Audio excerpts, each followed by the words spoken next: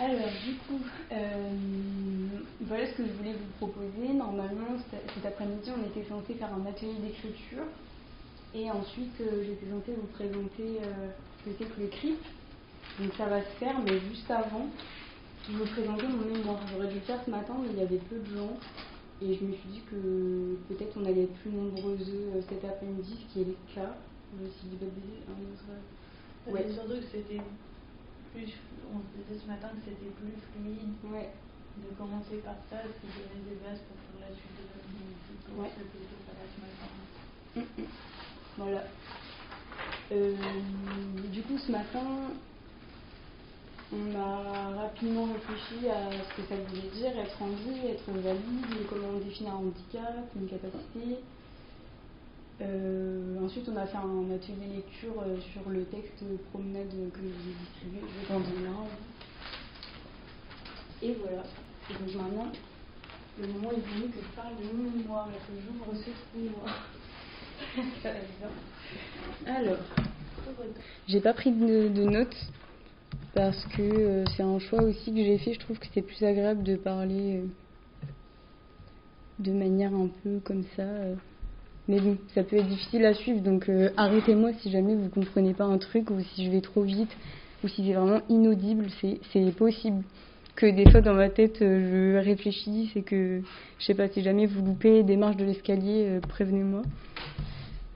Alors, j'ai choisi d'appeler mon mémoire Militance Andy, lutte des corps indisciplinés, dépenser le mythe de la validité par le prisme des handicapacités.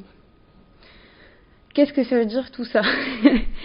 Donc déjà, l'expression corps indiscipliné, c'est une expression que j'ai trouvée chez Roxane Gay. Je sais pas si vous connaissez cette autrice, qui est trop bien. Je suis pas sûre qu'elle se définisse comme handi, mais ça m'avait beaucoup parlé qu'elle utilise cette expression-là. Et plus tard, c'est un terme que j'ai retrouvé dans les travaux de No Hunger. Donc je me suis dit que ça avait beaucoup de sens. Plutôt que de dire corps handi, utiliser un peu cette appellation de corps indiscipliné. Voilà. Est-ce que vous préférez que je vous parle de mon cheminement de pensée avant, ou est-ce que vous préférez que je vous donne les définitions un peu clés de certains et certaines chercheuses? Ce serait quoi le plus Ouais. Ok.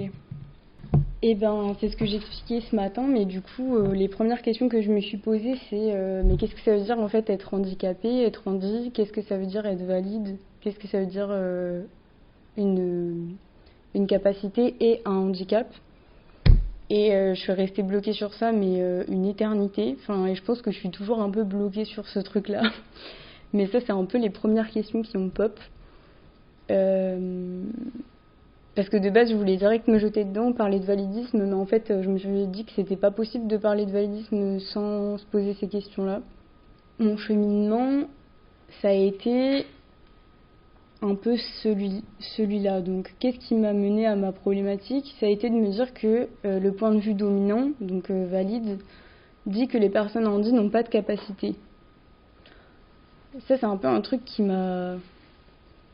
Enfin, c'est ça en fait surtout qui m'a interrogée quand j'ai essayé de comprendre ce que ça voulait dire qu'une personne handi et qu'une personne valide. Donc, l'architecture, l'urbanisme, l'ensemble des espaces communs sont pensés en prenant en compte ces existences, comprises comme étant naturellement incapables.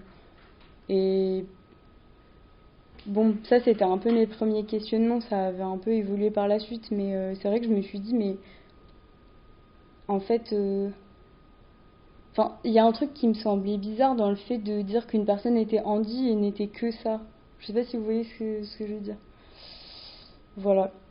Et après, je me suis dit, il semble pourtant que les personnes handi ont bel et bien des capacités. Donc en fait, ça a été grave ce truc-là de tout le temps essayer de comprendre c'était quoi les limites entre handicap, capacité. Enfin, c'était ça un peu le nœud du truc.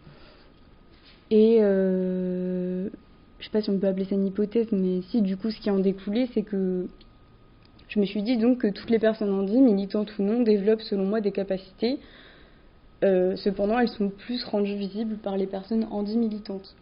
Et du coup, de là découle cette question: comment les militantes handi déconstruisent les idéaux de validité dans la lutte grâce à leur capacité et leur corps invalidés. Bon, j'ai vraiment essayé de résumer mes questionnements, mais c'est vraiment parti dans tous les sens. Mais là, j'ai essayé de condenser au mieux ce que ça m'avait évoqué. Ça va, je vous ai pas perdu. Ok, super. Pour ce faire, j'ai dû sélectionner un peu des définitions.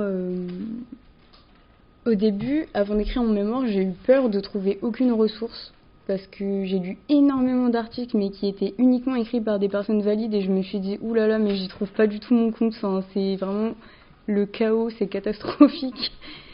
Et puis après m'être servi d'énormément de zines, après avoir farfouillé un peu dans les blogs militants, les trucs, en fait je me suis rendu compte qu'il y avait énormément de définitions, enfin plus que ce que je pensais, du coup j'ai dû faire un tri, un choix. Et disons que ces trois définitions-là, c'est les trois qui ont un peu guidé mon mémoire et donc je me suis énormément servie.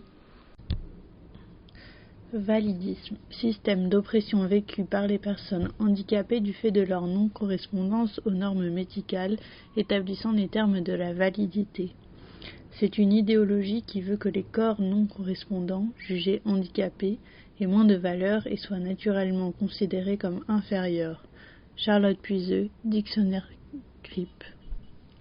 Donc Charlotte Puiseux, ça me semblait central de l'inclure dans mon travail parce que c'est tellement... je me suis beaucoup nourrie de son travail à elle et c'est une personne concernée. Donc déjà, ça m'importait aussi de sélectionner les chercheurs et chercheuses par rapport à ce critère-là. Après, là, je m'avance un peu en disant ça parce que je me demande, Fiona Campbell, en fait, je sais très peu de choses sur cette personne. Je sais pas si c'est une personne concernée. Dominique Masson, je suis pas sûre non plus. Mais donc Charlotte Puiseux, ça a été beaucoup pour ça, et aussi parce que c'est la spécialiste du CRIP, et le CRIP, je trouve que c'est un peu le noyau des luttes anticapacitistes. Donc c'était plus comme ça. Après c'est aussi parce que leur définition me parlait plus et j'y trouvais plus mon compte. Donc bon, j'ai essayé de dealer avec tout ça. Alors attends, je vais la relire, celle de Fiona Campbell. Ableism, validisme. Un réseau de croyances, de processus et de pratiques qui contribuent à produire une norme corporelle correspondant à des caractéristiques spécifiques mais qui se trouvent projetée comme la manière d'être parfaite, typique de l'espèce et finalement la seule pleinement humaine. Le handicap est alors présenté comme une forme altérée d'humanité. Fiona Kumari Campbell, Contours of Ableism, the Production of Disability and Ableness. Ouais, je sais pas. Pour la deuxième, j'avoue, je sais pas. C'est une de celles qui m'a le plus parlé. Les autres que j'avais trouvées, elles me semblaient un peu incomplètes. Enfin, je sais pas. Et j'ai l'impression qu'il y a une dimension un peu anticapitaliste qui m'a plu, même si c'est pas dit là, c'est pas écrit, mais ouais. Et la dernière, capacitisme. Structure de différenciation et de hiérarchisation sociale fondée sur la normalisation de certaines formes et fonctionnalités corporelles et sur l'exclusion des corps non conformes et des personnes qui les habitent. Dominique Masson, Femmes et handicap.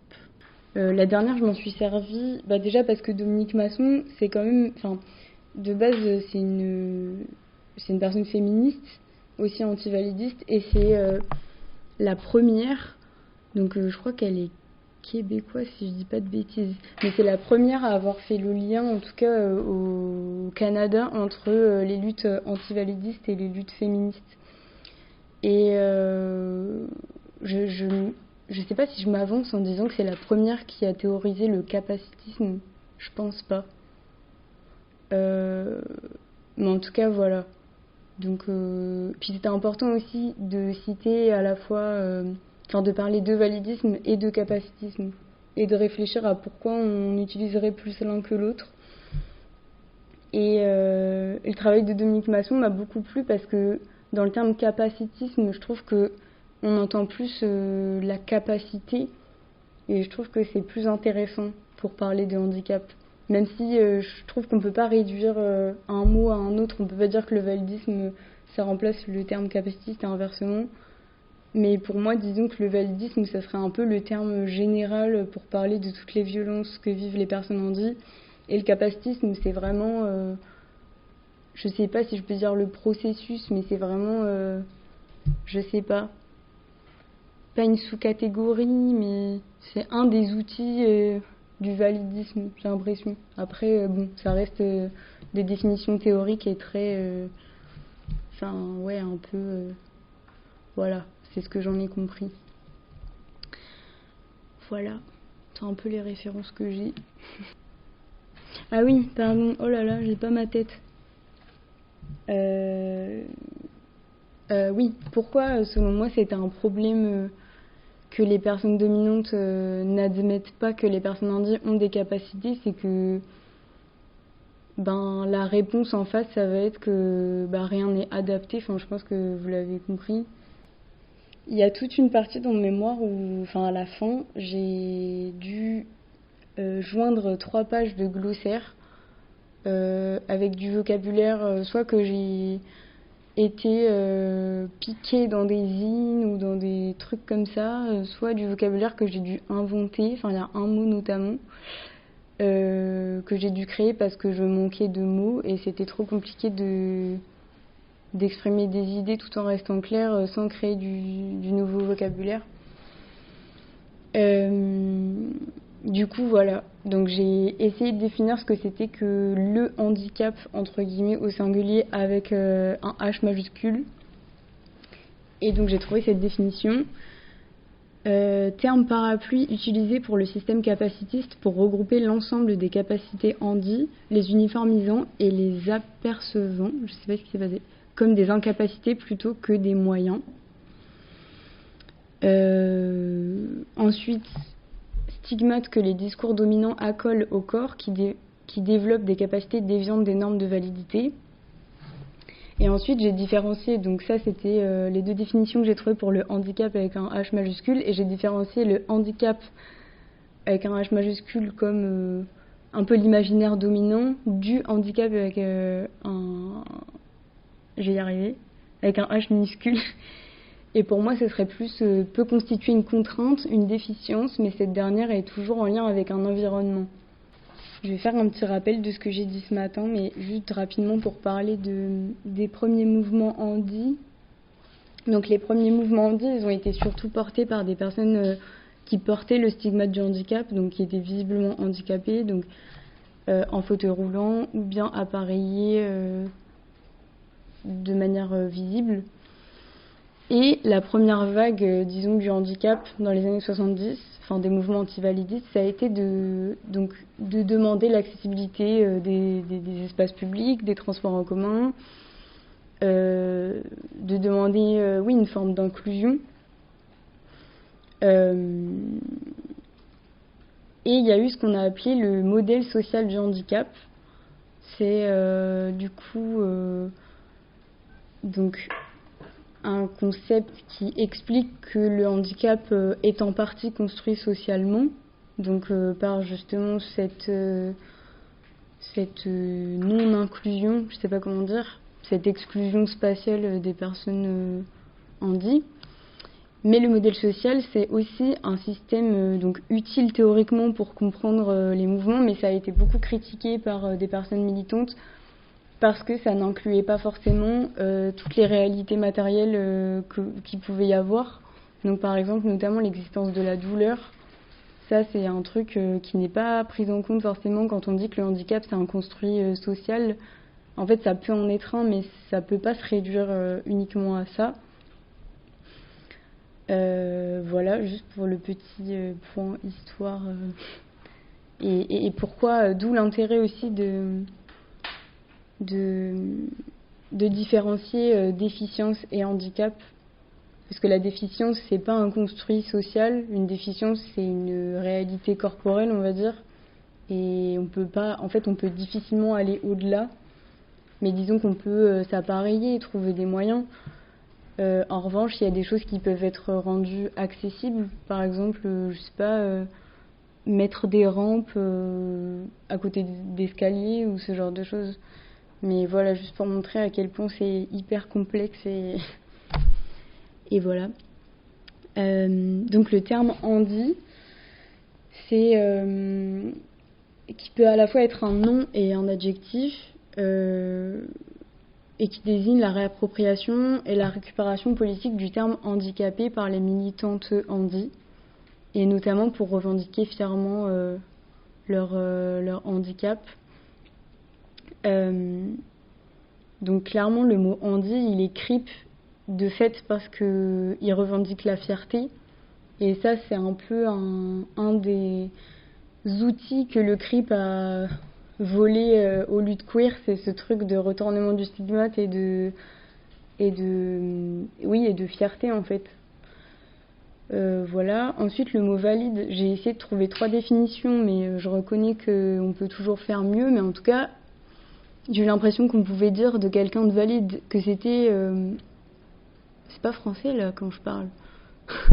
Mais bref, que le terme valide pouvait désigner une personne capable de performer les codes et attitudes valorisés par le prisme validiste.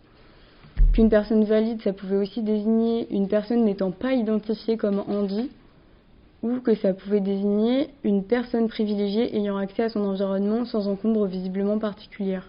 Et la deuxième définition, je la trouve particulièrement importante dans le sens que c'est important quand même de rappeler que, je m'oppose un peu à cette distinction handicap invisible, handicap visible, parce que ça pose toujours la question de visible pour qui et invisible pour qui. Mais bon, d'après les chiffres, il y aurait 80% des handicaps dits invisibles, donc je trouve que ça porte quand même question, et c'est pour ça que j'ai voulu ajouter cette définition-là de une personne valide, c'est avant tout en vrai une personne qu'on reconnaît pas comme étant handi, mais qui peut l'être. C'est pas parce qu'elle porte pas nécessairement les marques dans l'imaginaire qu'on a que voilà.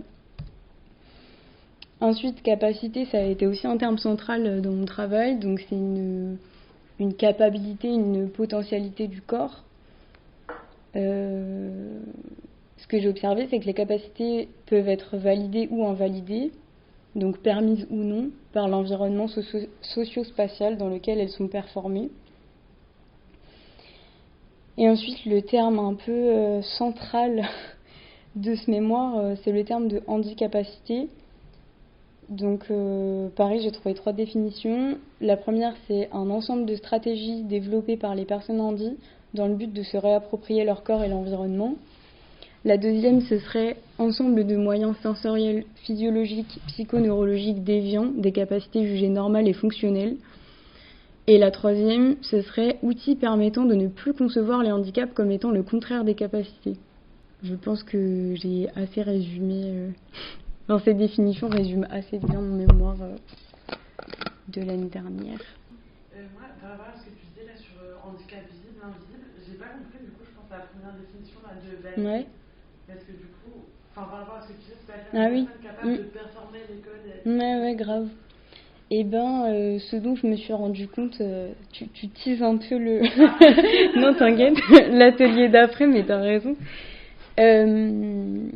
Ouais, eh ben, je suis d'accord avec toi, en fait, elle est gênante, cette définition, mais je me devais quand même de l'écrire, parce que, même si pour moi, les personnes valides, ça n'existe pas en tant que groupe, je sais pas comment dire, hégémonique, hétérogène, j'ai pas le bon mot. Ça existe quand même au sens où on tend vers cette performance-là, tu vois, de performer des capacités jugées normales. Je sais pas si tu vois ce que je veux dire. Je te donne un exemple pour parler de mon cas personnel. Du coup, dans ma famille, il y a une personne handi, appareillée, qui est en fauteuil roulant. Et en fait, pendant longtemps, elle a pas accepté d'être en fauteuil, alors que c'est vraiment un moyen qui lui permet d'être plus libre, plus autonome. C'est un moyen qui l'aide vraiment. Mais en fait, elle l'a longtemps repoussé, et je pense qu'une des raisons de pourquoi elle l'a repoussé, même si c'est inconscient, mais moi de ce que j'ai compris de ça, c'était que c'était plus souhaitable de performer la validité, en fait de continuer de marcher, même si c'était plus douloureux, même si même si c'était plus rentable énergétiquement pour elle, ce que ça renvoyait c'était plus important. C'est ce que j'en ai compris, tu vois. Ouais, je comprends l'idée, mais du coup, ça. Je sais pas, je trouve ça bizarre du coup de définir que c'est une personne valide parce que. Ou alors je comprends pas le. Ok. Ça veut pas dire que c'est une personne valide, ça veut dire que c'est une personne qu'on pourrait te considérer comme valide. Ok. Oui, mais t'as raison. T'as raison. Dans ce que je disais aussi, dans tous les cas, il y a des débats pour dire qu'il y a des personnes valides et des personnes indies de manière séparée et claire. Mais que par contre, il y a des personnes qui vont être perçues comme valides et d'autres non. Oui, voilà, c'est plus clair comme ça en fait. C'est de l'ordre de la perception, tu vois. C'est ouais, exactement. Parce que tu vois là, a priori, on est tous valides, et je suis sûre que pas forcément, tu vois. Mais t'as raison de le souligner parce que du coup, moi, je me rends compte que c'est pas très exact comme définition, et que je devrais plus faire comprendre que c'est une manière de percevoir, de se percevoir et de. Donc merci parce que je vais noter, je trouve ça important.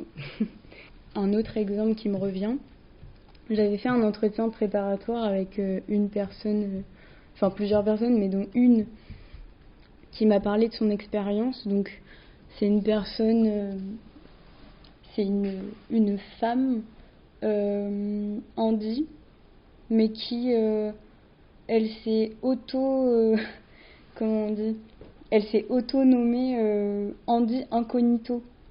Parce qu'en fait, elle arrive, quand elle est sur son lieu de travail, à masquer son handicap. Donc, elle boite, c'est une personne qui boite, mais elle arrive à performer la validité, en un sens. Et, bon, après, ça pose question, parce que... Enfin, sans vouloir émettre un jugement de valeur, parce que c'est pas du tout l'objectif, et ça servira à rien, mais je veux dire, moi, ça me pose question, cette idée de masking, et de masking handi et de passing valide, si je peux dire ça comme ça. Parce que du coup, si tu masques tes handicaps, si tu les rends pas visibles, tu peux pas non plus rendre visibles tes besoins. Et je trouve que c'est un problème. Vous voyez ce que je veux dire ? Si, par exemple... Enfin, parce que tout ça, c'est accompagné de douleurs, hein, c'est pas hors du corps, enfin, c'est vraiment des choses qui sont incarnées, et puis il y a des choses qui pèsent, et puis voilà. Mais du coup, je sais pas où je vais avec ça. Mais c'est une des raisons de pourquoi je trouve que c'est essentiel de se poser des questions. Mais ça, je suis encore en train de teaser l'autre atelier, là, ça veut pas... Bref, je m'arrête là, vous comprendrez tout à l'heure. Voilà, bah écoutez, je crois qu'on a fini avec ça. Il est bientôt l'heure. Du coup, mon projet de mémoire, en fait, c'est parti d'une réflexion très binaire déjà, et très cisgenrée, mais bon, elle vaut ce qu'elle vaut. C'est que je me suis dit qu'il y avait une asymétrie, l'asymétrie basique, on va dire, des féminismes de hommes-femmes, je l'ai retrouvée dans valide handi. J'avais l'impression qu'en fait, les critères qu'on attribuait au masculin, donc la force, les trucs comme ça, c'était aussi ce qu'on attribuait aux personnes valides. Et dans un même mouvement, je me suis dit, ah mais en fait la vulnérabilité qu'on accole au corps dit féminin, enfin c'est peut-être plus correct dit comme ça, elle me faisait penser à la vulnérabilité qu'on a collée au corps handi. Donc voilà, de base, avant que je rentre dans mes trucs théoriques et tout, de base c'est ça qui s'est passé dans ma tête. Et du coup après, de fil en aiguille, il en est sorti que... dans mon mémoire, je parle pas de validité, je parle de mythe de la validité, au sens où c'est un construit social en fait. Et peut-être même que la validité, c'est beaucoup plus un construit social que les handicaps au final. Parce que même si les handicaps sont construits socialement, ils ont quand même une forme de réalité matérielle dans les corps. Du coup voilà, c'était un peu ça. Et inversement, le mythe de la validité, il construit aussi le mythe de la vulnérabilité qu'on accole aux personnes handi. Donc en fait, j'ai loupé vraiment ce que je voulais vous dire tout à l'heure, mais c'est revenu, donc tant mieux.